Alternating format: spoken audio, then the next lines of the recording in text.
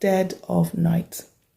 It's a spooky October night as I reluctantly step into the cold. The winter wind wastes no time and never needs to be told before he whispers through my hair, claws so cold he sends shivers through my bones.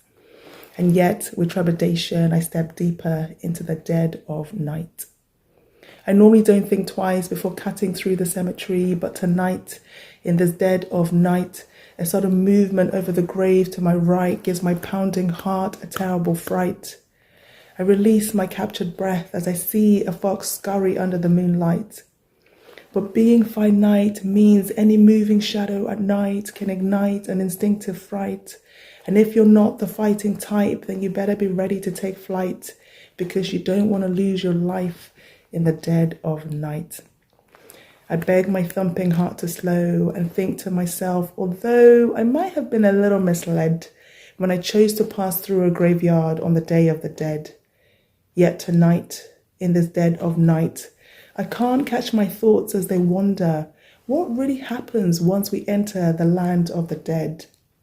Do we just cease to exist? Is this the end? Do we breathe in the darkness and just leave our souls to suspend? Once a spirit has left this world, can it really be returned? Or is there one who will decide whether we ascend or descend? Is the greatest trickery actually that when all is said and done, will our life history merely become a mystery? Or is there one who will treasure it all, remembering both our misery and our victory? You see, on this Day of the Dead, when figures robed in brutality or bravery, sweetness or slavery, though long forgotten, long to dance once again with those forgotten. But with this chasm between life and death, too great to be shortened, is there a way they can once again be brought in? A way to once again embrace those we've lost, but hold on before you take the leap. Have you counted the cost?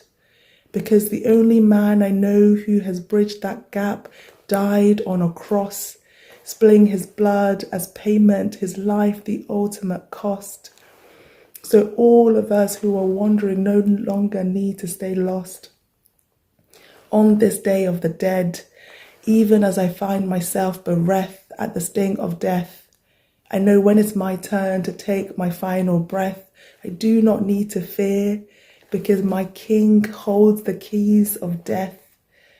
Jesus, who plunged into the deepest of nights, did not stay dead, but came back to life, shining now as an eternal light.